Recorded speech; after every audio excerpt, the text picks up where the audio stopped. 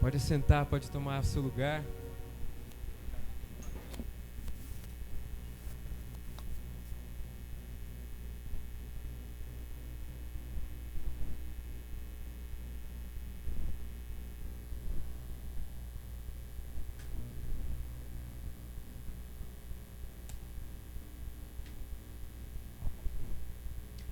A presença de Deus é bom demais, né?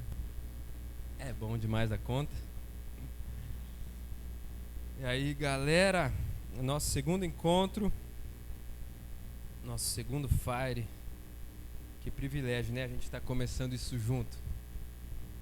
Que alegria. Hoje já tem até filmagem aí, né, Samuel? Coisa fina, glória a Deus. Glória a Deus pela sua vida. Tô vendo os rostinhos novos aí, que não estavam sábado passado. Que bom ver você aqui.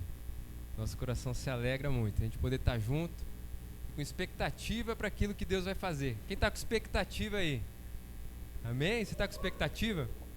Eu quero te chamar um passo a mais, você também ser intencional. Né? A expectativa ela é excelente, né? A gente com expectativa atrai o derramar de Deus e que a gente possa ser intencional também, que é essa busca, é esse quero mais, é esse sede, fome. Isso é ser intencional, que a gente possa aliar essa nossa expectativa, intencionalidade e buscar a Deus para a gente mergulhar mesmo naquilo que Ele tem para nós. A gente está iniciando hoje essa série de mensagens, coisas maiores. A gente falou no sábado passado que a gente vai ao longo do ano fazer algumas séries para poder ir mais fundo na palavra. E hoje a gente vai começar falando desse livro, Coisas Maiores, do Steven Furtick. Recomendo, tem ali na Bookstore. Se você não conhece, esse pastor é uma bênção e o livro é muito abençoado também. Compre ali na Bookstore. Se você quer ir mais fundo ainda em tudo que a gente vai falar, vão ser 3 sábados que a gente vai pregar sobre esse livro e que a gente possa viver essas coisas maiores que Deus tem para nós. Eu tô com o passador aqui, né, meu amigo? Tô aqui, Alexandre. Te dar uma folga agora, cara. Fica tranquilo aí. Vamos ver aqui como é que é o negócio. Você já manda ligado, daí eu pego e desligo, né, cara? É sempre assim. Esse livro é baseado nesse texto de João 14:12. João 14:12. Digo-lhes a verdade. Aqui é Jesus falando. Digo-lhes a verdade. Aquele que crê em mim fará também as obras que tenho realizado. Fará coisas ainda maiores do que estas, porque eu estou indo para o Pai. É uma promessa de Jesus para nós. Uma vida em coisas maiores. Viver em coisas maiores. Coisas maiores Ele tem para nós. Talvez você se sinta assim. Eu quero dizer que essa série de mensagens é para você. Talvez você sinta que Deus tem algo mais para a sua vida, mas você não sabe exatamente o que é isso. Você sente que tem algo a mais, mas você não tem clareza do que é esse algo a mais, essa coisa maior que Deus tem para você. Talvez você se sinta preso e não sabe como chegar aonde Deus está te chamando para estar. Talvez você até já entenda que tem um lugar, que tem algo que Deus preparou, mas você se sente preso e não consegue avançar para aquilo que Deus preparou para você, para o chamado de Deus na sua vida. Talvez você esteja com esse pensamento: existe algo que não está certo, existe algo errado que não está certo.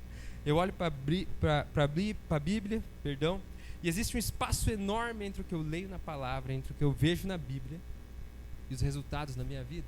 Talvez você esteja nesse lugar e existe esse ato, essa distância enorme entre o que você lê na palavra e o que você colhe na sua vida. E eu quero te dizer que essa série de mensagens é para você. Jesus está nos chamando para coisas ainda maiores, coisas maiores. Ele não está nos dizendo aqui que nós seremos maiores do que Ele. Meu amigo, minha amiga, se você está pensando em ser maior do que Ele, eu quero dizer, tira seu cavalinho da chuva. Não tem como. Eu não vejo ninguém por aí andando sobre as águas ou fazendo multiplicação de pães e peixes para multidões, transformando água em vinho ou entregando sua vida numa cruz pela salvação da humanidade. Cristo não está nos chamando para fazer ou ser maior do que Ele, mas ser maiores com Ele. Esse é o convite. É isso que Ele está falando aqui em João 14:12. Coisas maiores com Ele, caminhando com Ele, nós podemos fazer coisas muito maiores e planos muito mais altos e pensamentos muito maiores do que nós podemos imaginar para a nossa vida. Stephen Furtick, ele fala no livro que a maioria de nós não está em um perigo iminente de destruir suas vidas. Está enfrentando um perigo muito maior, o de desperdiçá-las. A maioria de nós. E essa é a grande verdade. Você está aqui, você está buscando algo de Deus. Você não está lá fora, numa boate, se prostituindo ou usando entorpecentes. Você está num lugar bom, num lugar muito bom, no melhor lugar.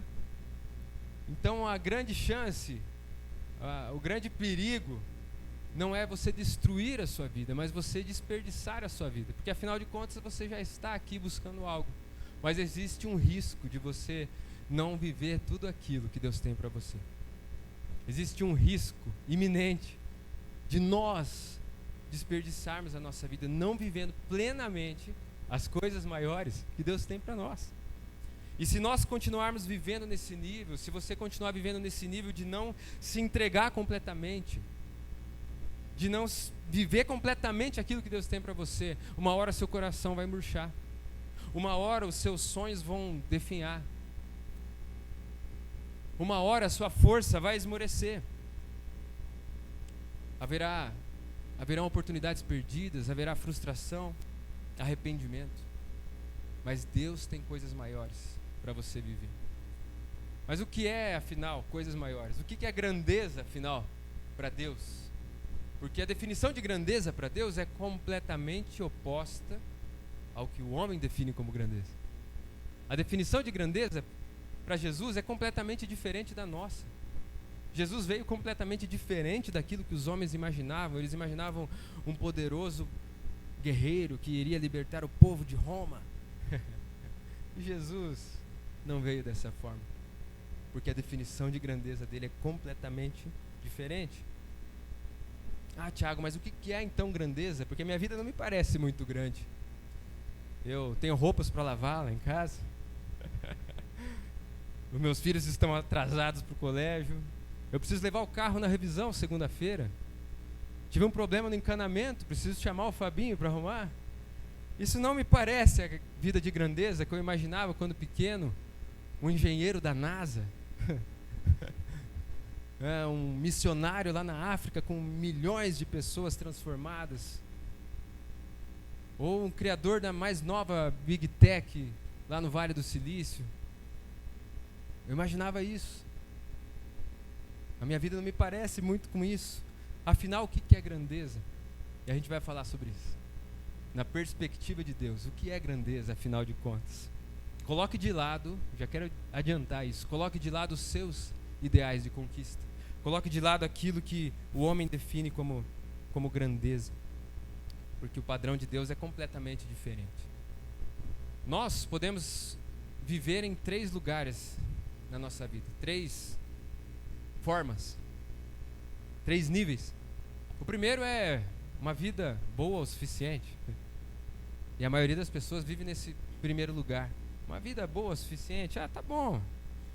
Uma vida medíocre, né? Não tá bom, mas também não tá ruim. Tem aquele meme, né? Tava meio ruim, agora parece que piorou. É nesse lugar aí, né? É um modo de sobrevivência espiritual. Ativa o modo de sobrevivência, algo raso, complacente, uma vida morna, estagnada. Esse é o primeiro lugar onde a gente pode, às vezes, parar o nosso caminhãozinho, estacionar a nossa vida. Ah, tá bom, é isso. Minha vida com Deus é isso. Eu vou na igreja aos domingos, eu tenho meu trabalho, não tem nada demais, eu não vivo algo novo, eu não vou mais fundo com Deus, eu não impacto na vida das pessoas. É bom o suficiente, paga as contas. Ou você pode ir para um outro nível, que é a busca de grandeza, que é o que muitas pessoas buscam, uma grandeza. Eu quero mais, eu quero prosperar, eu quero construir patrimônio, eu quero ser uma pessoa de renome, eu quero construir uma carreira, eu quero ser lembrado, e aspirações muitas vezes irreais, muitas vezes falsas, muitas vezes inalcançáveis, baseadas nos nossos próprios méritos, no nosso próprio esforço, na nossa própria força, e que leva à frustração.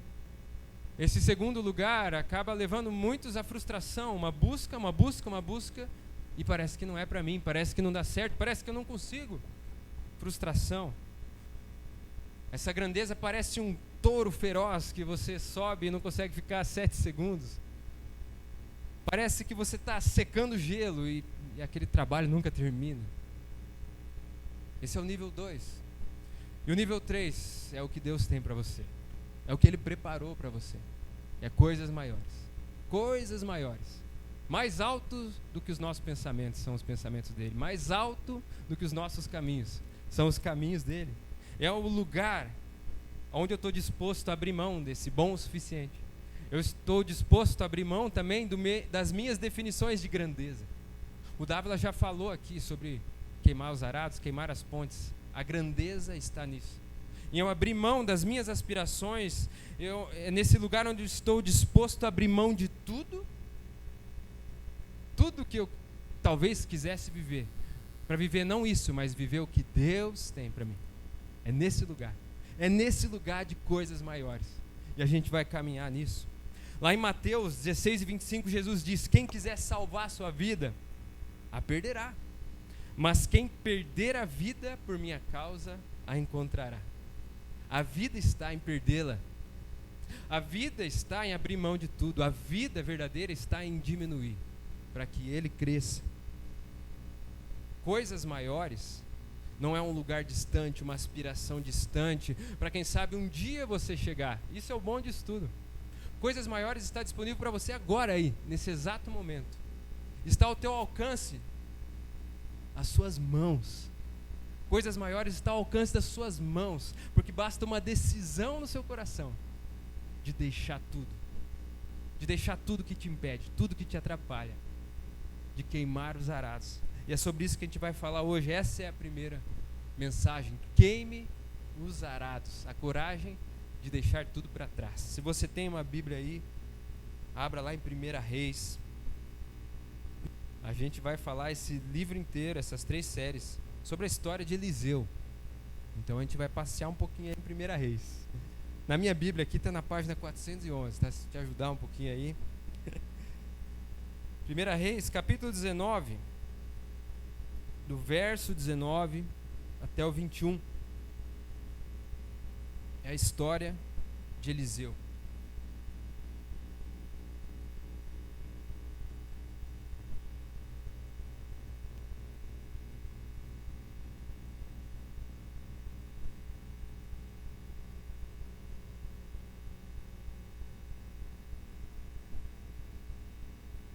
Vamos ler ali, capítulo 19, do versículo 19 até o 21. Então Elias saiu de lá e encontrou Eliseu, filho de Safate. Não é safado, tá? É Safate. Ele estava arando com 12 parelhas de bois e estava conduzindo a 12ª parelha. Elias o alcançou e lançou sua capa sobre ele. Eliseu deixou os bois e correu atrás de Elias. Deixa-me dar um beijo de despedida em meu pai e minha mãe. Disse: então irei contigo. Olha que encontro estranho, né? Elias não fala nada, ele só joga uma capa, o cara larga tudo e fala: deixa eu me despedir pelo menos dos meus pais. Que encontro é esse? Vai e volte, respondeu Elias. Lembre-se do que lhe fiz. E Eliseu voltou, apanhou a sua parelha de bois e os matou. Queimou o equipamento de arar para cozinhar a carne e a deu ao povo, e eles comeram. Depois partiu com Elias, tornando-se o seu auxiliar. Essa é a história onde Eliseu começa a brilhar, começa a aparecer aqui na narrativa bíblica. E você viu aqui que rolou um churrascão, né, cara? Rolou um churrascão aqui. Esse encontro, ele é extraordinário, né? Elias chega, joga a capa, ele não fala nada. Eliseu já sabia o que aquilo significava, ele já sabia o que estava acontecendo, ele larga tudo. Fala: só deixa eu me despedir, eu já vou com você. Só deixa eu me despedir dos meus pais. E ele se despede, ele faz um cerimonial. Esse cerimonial foi a queima dos arados e foi esse churrasco. Ele matou 12 parelhas de bois, meus amigos. A gente estava falando disso antes do encontro aqui, antes do culto, né? 12 parelhas de bois são 24 bois. 24 bois, meu amigo. foi um churrascão daqueles, hein? Ó, um costelão dá para 50 pessoas, mais ou menos, né, Vitor? Então você faz as contas aí, cara. Foi a comunidade inteira, cara. Todo mundo comeu essa carne aí. Tava todo mundo sabendo, Eliseu não volta mais para trás. Não tem como. Ele botou fogo, ele tacou fogo no sustento dele. Era isso que ele estava fazendo. Era o emprego dele. Ele largou tudo e saiu atrás de um cara que largou uma capa sobre ele. É isso que aconteceu aqui, meus amigos. E a gente vai falar um pouquinho mais sobre essa história.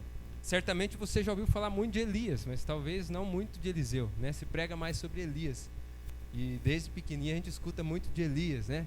Elias que orou e por 3 anos não choveu. Ele falou, eis que pela minha palavra não vai chover 3 anos, cara. Não era nem em nome de Jesus, né? Na minha palavra não vai chover 3 anos. E não choveu. 3 anos. Elias também, aquele fatídico evento lá dos profetas de Baal, 450 profetas, os caras se cortando e clamando para descer fogo. E ele pode se cortar, pode, né? Ele mandou pôr água em cima do altar, só fez uma oração e desceu fogo naquele altar. Depois ele matou aqueles 450 profetas. Essa história aí é muito forte, né? Então se prega muito sobre Elias. Nós conhecemos mais a história dele. E ainda é um cara que a palavra não registra a morte dele. Elias foi levado ao céu numa carruagem de fogo. Tem a narrativa disso também, a gente vai ler mais à frente. Ele foi levado ao céu numa carruagem de fogo. Esse é Elias. Mas Eliseu era o aprendiz dele. Eliseu foi o aprendiz, o discípulo de Elias, o sucessor dele.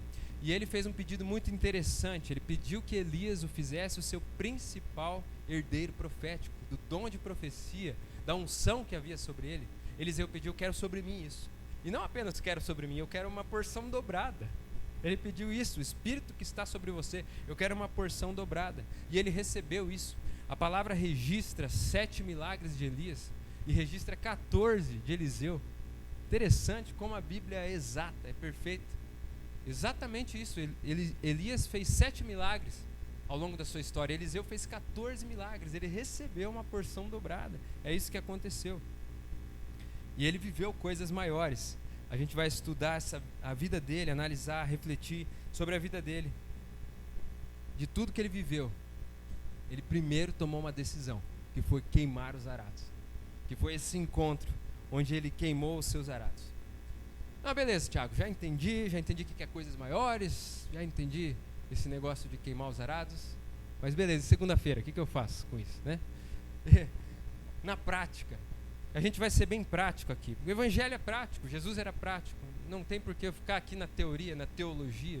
Você pode fazer um curso de teologia, se aprofundar. Nossa mensagem tem que ser prática, para que você, na segunda-feira, tome decisões. Então a primeira coisa, queimar os arados significa desapegar de tudo. Queimar os arados. Para você queimar os seus arados, entenda isso. Desapegar de tudo. Para quem não sabe o que é um arado, eu imagino que deve ter alguns que não sabem o que é o arado. Eu vou mostrar uma foto aqui, tá? Isso é um arado, gente. Isso é uma parelha de bois, são 2 bois. E o arado vem aquele negócio ali de madeira perfurando a terra. Para que se usa isso? Se usava isso para preparar o solo para o plantio. Ele vai arar a terra, preparar a terra para o plantio. Hoje não se usa mais isso, né? Aí a Lívia, que entende aí de agronomia, pode me corrigir aí, mas um trator que faz em 30 minutos o que isso aí fazia em um dia, né? Não se usa mais. Algumas fazendas pequenas ainda usam, mas mais por tradição. Mas isso é um arado, tá? Para a gente ficar aí na mesma página. Ele desapegou de tudo. A primeira coisa que a gente precisa fazer é desapegar de tudo. Quando a palavra fala que ele largou tudo, literalmente, ele largou tudo. O ofício dele era o quê? Estar atrás daqueles bois dia após dia.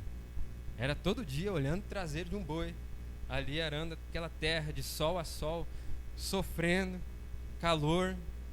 Olha, não parecia talvez um trabalho tão bom, mas dava para o sustento da casa, né? Era bem remunerado, valia a pena. Então ele estava lá, talvez não era o melhor trabalho do mundo, mas era o ordinário, era a vida dele, era o ganha-pão dele, era tudo que ele tinha. Mas ele queimou aquilo. Ele simplesmente destruiu tudo. Ele matou os bois, e queimou os arados e fez uma cerimônia diante de todos para que todos soubessem que eu estou deixando essa vida para seguir a Deus, para seguir o meu chamado profético. E desapegar de tudo ou queimar o seu arado é desapegar de coisas que te prendem a uma vida ordinária. Coisas que te prendem ao ordinário. Pode ser talvez um emprego que não esteja alinhado com o seu chamado, com a sua vocação, com o propósito de Deus na sua vida. Pode ser. Ou pode ser você mudar a abordagem no emprego onde você está hoje, talvez numa abordagem que você toque a sua vida, ou faça os seus negócios, ou trabalhe sem paixão, sem propósito, e Deus está te chamando para permanecer onde você está, mas com paixão, com propósito. E queimar os arados é mudar isso também. Talvez queimar os arados possa ser a desapegar dos nossos conceitos sobre carreira. Talvez você tenha um apego muito grande por carreira, por crescimento, ou um apego muito grande pela sua formação, um apego muito grande por formação de patrimônio, talvez um apego muito grande por status, pelas coisas que você já conquistou. Talvez queimar o arado na sua vida seja abrir mão de crenças limitantes que você carrega contigo, carrega com você sobre o que Deus quer fazer em você, ou através de você. Talvez você carregue crenças limitantes sobre isso. Talvez queimar o arado seja uma vida segura demais, uma vida confortável demais, uma vida que Deus não tem espaço para trabalhar, que tende a deixar Deus de fora. Eu quero te dizer, desapegue de tudo. Se apegue somente a Deus, não se apegue a uma carreira, não se apegue a sua conta bancária, ao saldo na sua conta corrente, não se apegue a quanto que você tem na previdência privada, não se apegue ao reconhecimento das pessoas, não se apegue ao nome que você está formando, não se apegue a coisas, se apegue a Deus, desapegue de tudo. Queimar o arado é não ter como voltar atrás. Agora é interessante que quando Deus escolhe Eliseu, porque antes de tudo foi Deus que escolheu, foi Deus que falou para Elias: vá até Eliseu, pois eu escolhi ele para ser o seu sucessor. Deus falou para Elias. O que Deus viu em Eliseu? O cara que estava lá arando boi, arando a terra, atrás dos traseiros dos bois lá todo dia. O que Deus enxergou? Certamente Deus viu já a mente e o coração dele. No coração dele, ele já tinha queimado tudo. No coração dele, ele já tinha desapegado. No coração dele, ele já falava: Deus, eu estou aqui, mas meu coração não está nisso. Meu coração está em fazer tua vontade. Meu coração não está em construir patrimônio, não está em formar minha carreira. Meu patrimônio não está em coisas, não está em pessoas. O meu coração está em ti, Deus. Meu coração está no Senhor. É o Senhor que eu valorizo, é o Senhor que eu quero, é o que mais importa. O que o Senhor me pedir para fazer, eu faço. Eu só valorizo a tua vontade. E Eliseu já tinha desapegado em seu coração. Ele já tinha matado os bois e queimado o arado no seu coração antes de Deus escolher ele. Ele já tinha tomado essa decisão de deixar tudo para trás. Por isso que quando chega Elias e joga aquela capa, eles não trocam uma palavra, mas ele já sabe o que é aquilo. Quando o profeta chega, ele já sabe o que está acontecendo. Ele já sabe qual que é a parada que está rolando. Grandes homens de Deus largaram tudo para seguir a Cristo. Quando você vê os discípulos, eu acho muito interessante ver o chamado dos discípulos. Eles estavam lá, Pedro estava lá pescando, Tiago e João estavam lá pescando. Jesus vai lá, troca uma ideia e fala: siga-me, sigam-me. E eles simplesmente largam tudo e começam a seguir Jesus. Eles largaram tudo, eles deixaram tudo para trás. Quando você vê a história de Abraão tem um insight, Abraão faz um download lá do céu: saia da tua terra e da tua parentela e vai para um lugar que eu vou te mostrar. Ele deixa tudo, ele deixa a terra, que ele tinha o conforto, ele deixa a parentela. que ele tinha conforto. Ele deixa tudo aquilo para viver debaixo de uma palavra que Deus tinha para ele. No que você precisa desapegar para viver coisas maiores? Todos esses homens, me diga um que não viveu coisas maiores. Todos. Coisas maiores está nisso, uma vida maior está nisso, em desapegar. Eu não ter nada que me prende, nada que brilha meu coração, nada que brilhe os meus olhos nesse mundo, senão a Deus. Todos esses homens deixaram tudo. E Deus está dizendo para você hoje, deixa tudo. Entrega tudo, desapega de tudo. Só confia, eu vou prover. Deus não vai te dar um passo a passo. Deus muitas vezes não vai te dizer o próximo passo. Ele vai te dar uma visão de onde você vai chegar, mas Ele não vai te dar o próximo passo. Veja com Abraão. Abraão, vai. Depois eu falo onde você vai. Se Abraão não sai, Deus não ia falar o próximo passo. A gente é assim. Às vezes você vai ter que se jogar.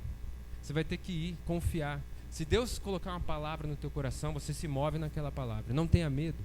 Se Deus te der uma palavra, uma direção, e é de Deus, se mova nessa palavra, porque é a melhor coisa para a sua vida. É a melhor decisão que você pode tomar. Pode parecer loucura para todos à sua volta, pode parecer loucura para a sua família, para qualquer pessoa que está perto de você. Mas se é de Deus, se mova nessa palavra.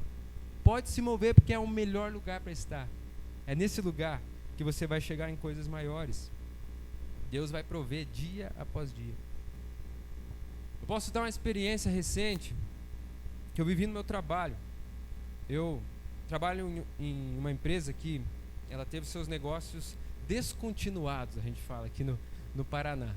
E as empresas encerraram as operações em novembro 21. A gente era em quase 500 colaboradores. Então de novembro para cá, uma série de demissões e uma equipe mínima que ficou ali formada. E eu já sabia que eu ia ter que tomar uma decisão. Uma hora eu ia ter que tomar uma decisão. E quando foi um pouco mais da metade do ano passado, a gente já vinha orando sobre isso, eu e a Manu. Eu já compartilhei até algumas vezes isso, mas tem tudo a ver com essa mensagem.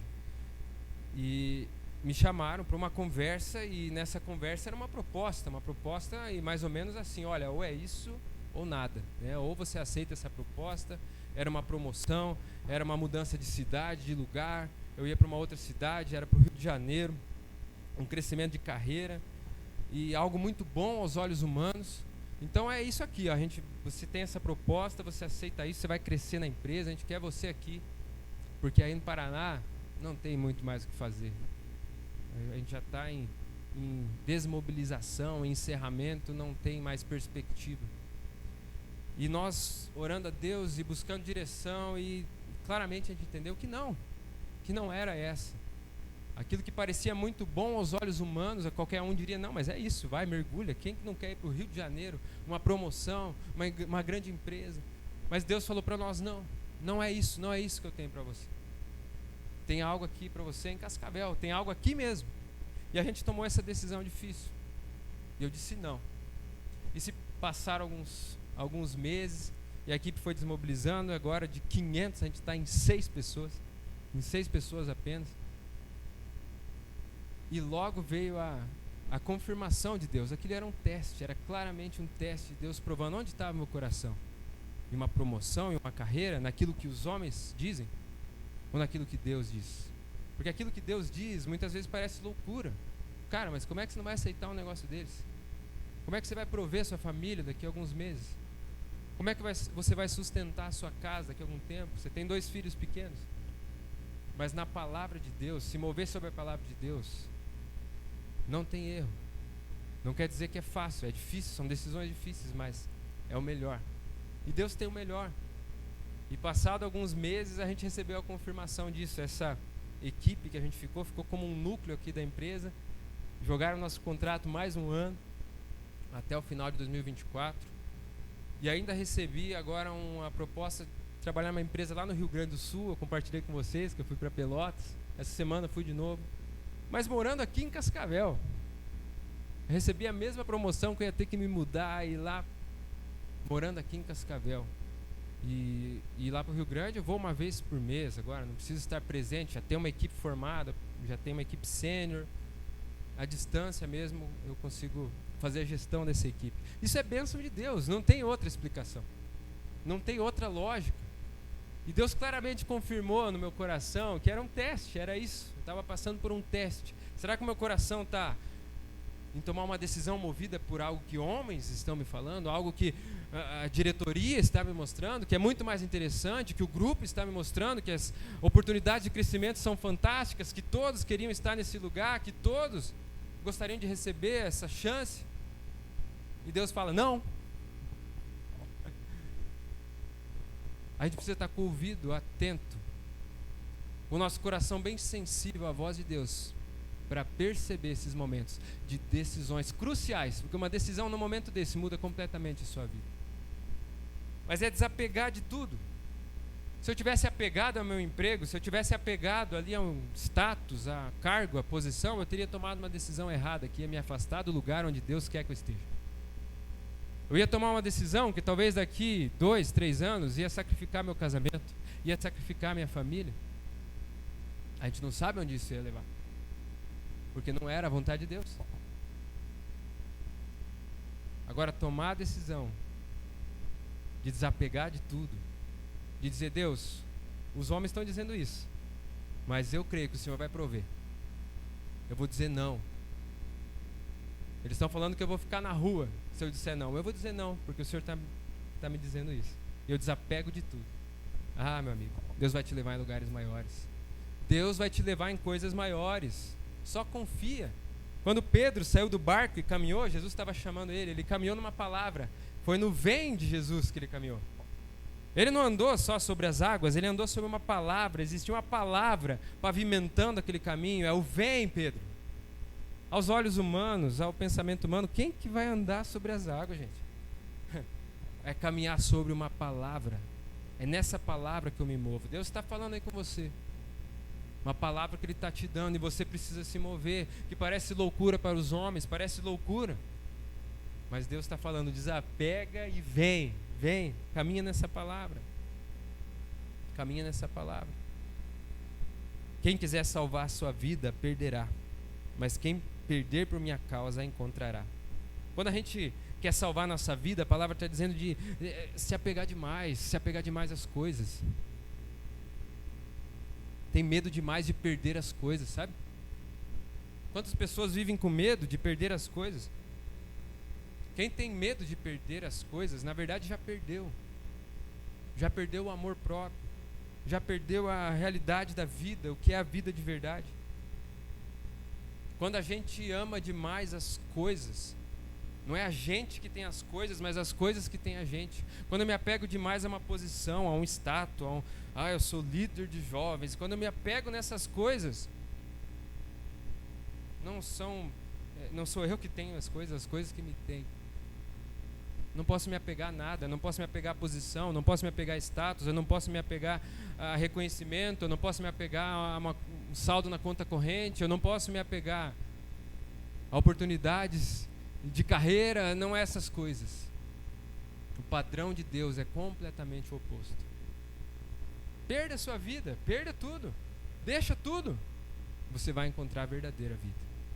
A verdadeira vida está nisso. Eu já falei para Deus, às vezes eu fico pensando, se Deus me tirasse tudo, se não tivesse mais nada. Penso as coisas cabulosas, hein? Se não tivesse minha esposa, os meus filhos, eu faço esse exercício, Deus, ainda assim eu te louvaria completamente, ainda assim eu te adoraria completamente. Como é que está seu coração? Tem alguma coisa aí que está roubando o brilho que é somente dele? Está roubando o lugar que é somente dele? Como é que está seu coração? Desapega disso, desapega de coisas, desapega dessas coisas. A segunda coisa que a gente precisa é tomar as decisões difíceis, mas necessárias. Não tem jeito. Tomar decisões difíceis para queimar os arados e para viver uma vida extraordinária que nos aguarda, e para viver coisas maiores, precisa tomar decisões difíceis, mas necessárias, não tem como.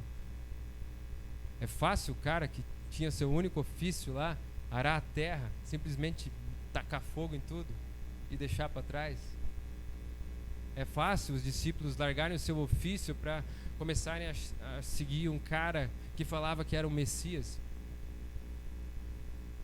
Não é fácil. Mas que decisões você precisa tomar hoje? E que o Espírito Santo fale aí com você sobre decisões que você precisa tomar hoje. Depende de você chegar nesse lugar de coisas maiores. Está ao alcance das suas mãos. Está na sua frente. É só uma decisão. Só uma decisão. Já está aí diante de você. Talvez essa decisão seja deixar a amargura. Deixar a amargura de lado. Talvez seu coração está amargo por algo que fizeram para você no passado, por algo que você viveu, que você vivenciou, que você passou, ou por algo que você não teve, que a sua família não supriu, que os seus pais não deram, algo que talvez não deu certo na sua vida. E essa amargura que você carrega, deixa isso de lado. Toma essa decisão e deixa isso. Isso está devorando, está consumindo o teu coração. Talvez a decisão seja deixar as ofensas. Talvez você carregue uma ofensa, algo que alguém te fez, algo que alguém te falou, e você vive prisioneiro nesse lugar, ofendido nesse lugar. Libera isso, libera essa pessoa. Você consegue imaginar Jesus ofendido?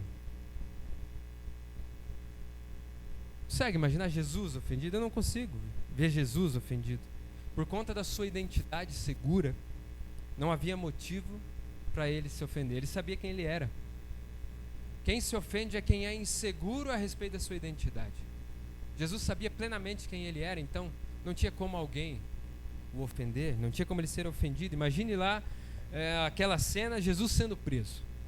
E chegam até ele, aquele destacamento de soldados. E Jesus diz: a quem vocês procuram? Eles falam: Jesus de Nazaré, sou eu. E Pedro já pega a espada e decepa a orelha lá do Malto, soldado Malto. E Jesus fala: Pedro, eu não vim aqui para lutar por espada, Pedro. Ele cola a orelha de novo lá do soldado e fala: Pedro, se eu quisesse, você acha que meu pai não mandava aqui uma legião de anjos, acabava com isso tudo aqui? Eu sei quem eu sou, Pedro. Eu não preciso provar para ninguém quem eu sou. Eu não preciso reivindicar meu direito. Eu não preciso reivindicar o meu lugar, Pedro. Eu estou me entregando. Quando nós nos ofendemos, quando nós queremos, você não sabe com quem você está falando. Ei! Quando nós reivindicamos a nossa posição, os nossos direitos, na verdade a gente está mostrando como a gente ainda é inseguro a respeito de quem somos. Como eu ainda sou inseguro a respeito daquilo que Deus me fez, daquilo que sou em Cristo. Quero sempre estar provando para os outros o meu direito na fila, o meu lugar ao trânsito, a minha primeira vez que deve ser respeitada, o meu atendimento que deve ser o melhor. Eu preciso provar e mostrar para as pessoas por A mais B com quem que elas estão falando. Quando eu tenho esse tipo de comportamento, eu demonstro a minha imaturidade. Eu demonstro a minha insegurança a respeito da minha identidade. Isso faz com que eu me ofenda. Então talvez você carregue essa ofensa dentro de você por alguma coisa que fizeram, que falaram, que deixaram de fazer. Libera isso hoje. Desapega disso hoje. Toma essa decisão difícil hoje e libera essa pessoa, libera essa ofensa.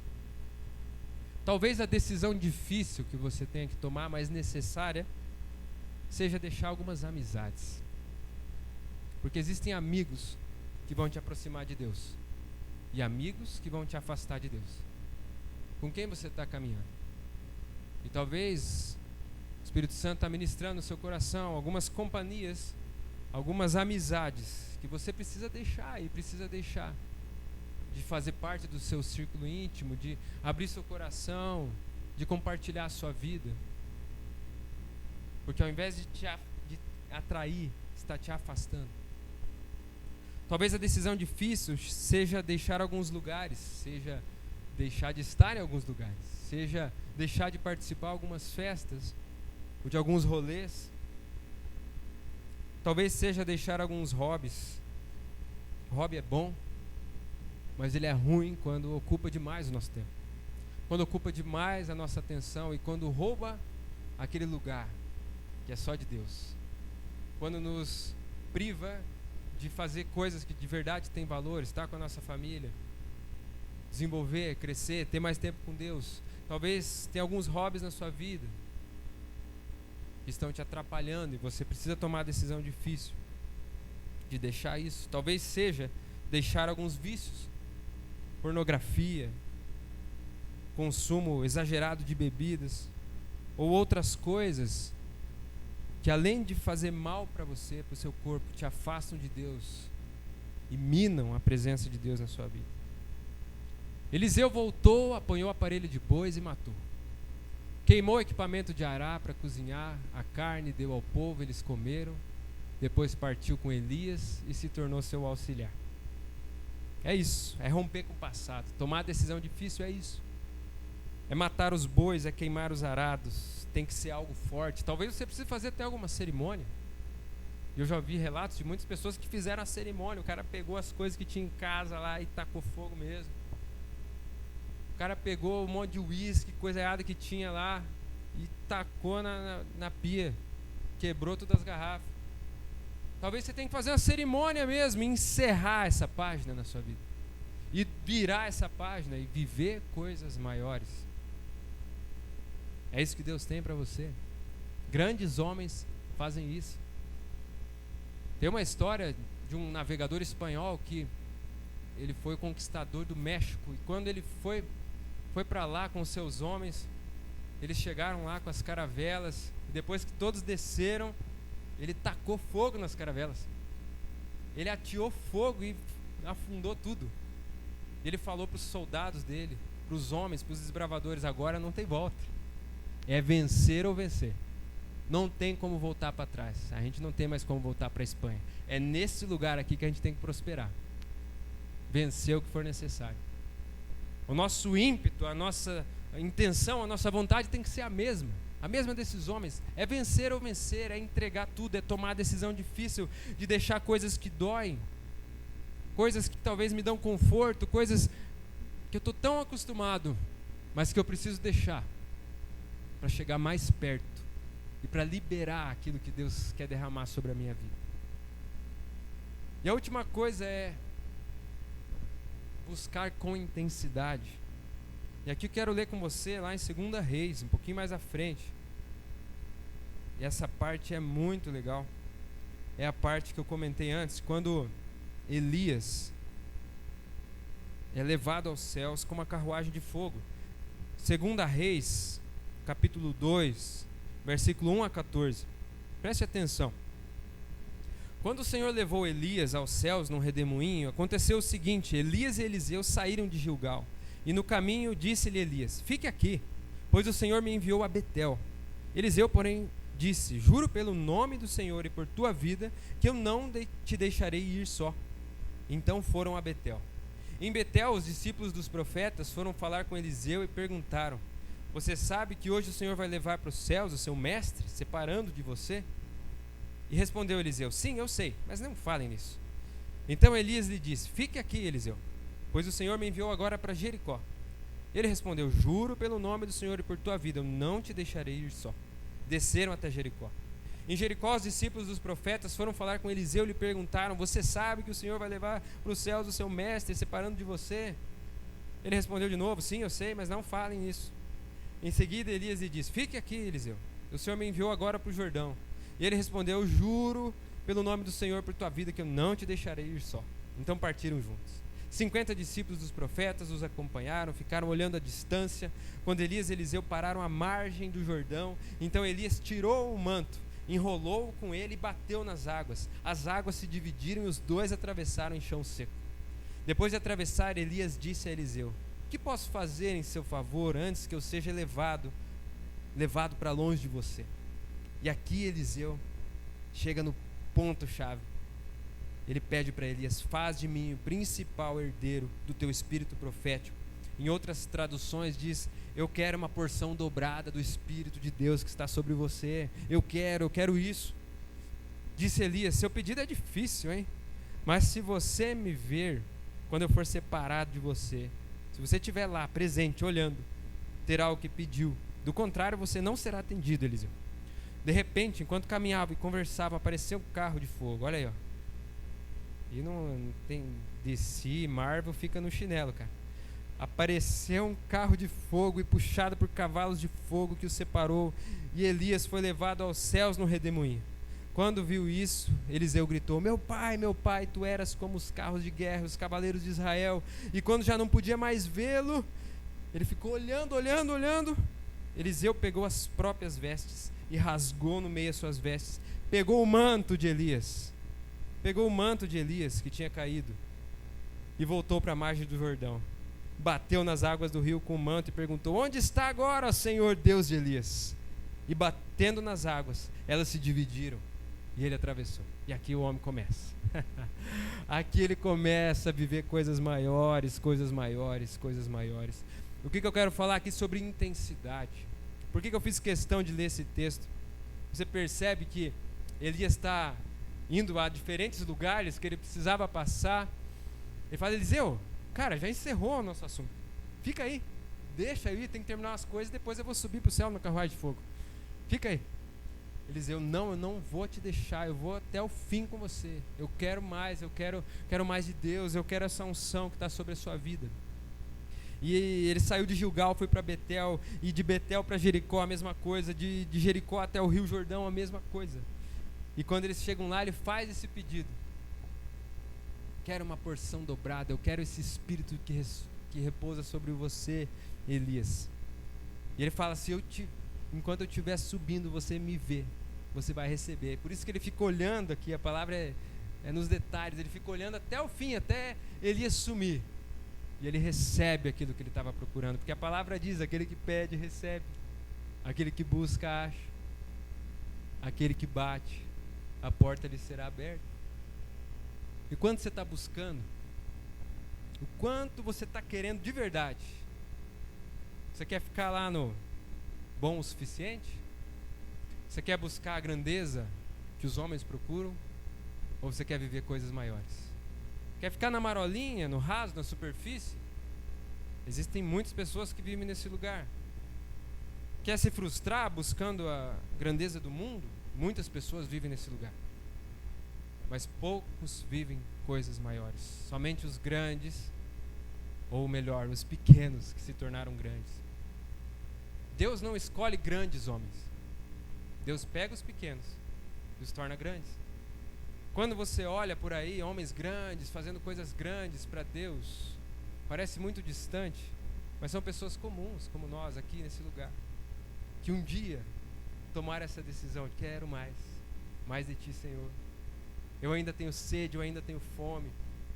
Mata a minha sede, mata a minha fome.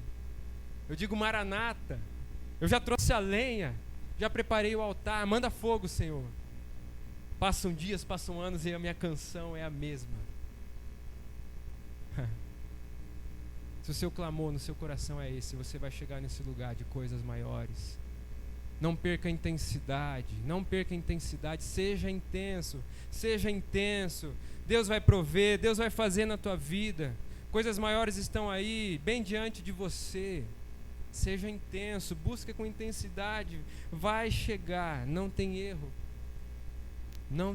Essa hora vai chegar. Eliseu vivia no anonimato, mas lá naquele anonimato, atrás daqueles bois, o coração dele já era intenso com Deus, com toda certeza. Deus não ia escolher alguém que não estava fazendo nada ou buscando. Deus escolhe aqueles que já estão ali com o coração aberto. Deus escolheu a Davi, porque lá naqueles campos, pastoreando ovelhas, o coração dele já estava totalmente entregue. O coração dele era intenso com Deus. Eu quero te convidar nessa noite a ser intencional e a buscar com intensidade. Quantos querem isso? Quantos querem mais fundo? Quantos estão com sede e querem viver algo mais de Deus? E querem alcançar algo mais fundo? O fogo de Deus na sua vida? Fique de pé.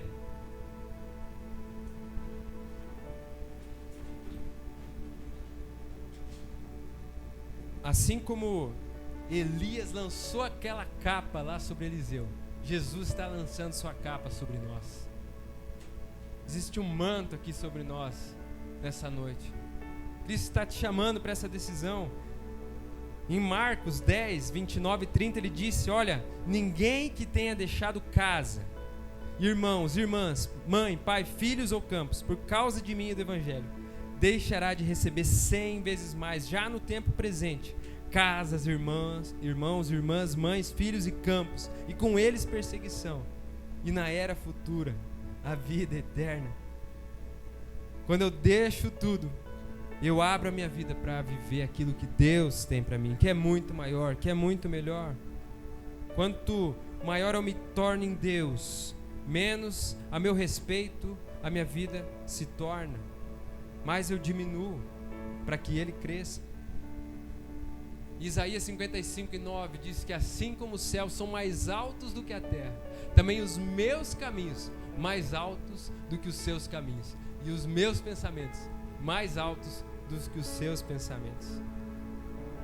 É isso que Deus tem para você, caminho mais alto, caminhos mais altos do que você pode imaginar para a sua vida, pensamentos maiores do que você sequer pode imaginar para a sua vida, é o que Deus tem para você.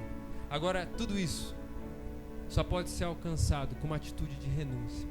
Só pode ser alcançado quando eu abro mão da minha vontade, do meu jeito, da minha forma, dos meus caminhos, quando eu me humilho, quando eu me esvazio de mim mesmo, para me encher do Espírito e para viver aquilo que Ele tem para mim. Você quer viver coisas maiores? Você quer viver? Quantos querem viver coisas maiores com Deus? Quer andar nos caminhos que Deus tem para você? Então meu convite é: se entregue completamente.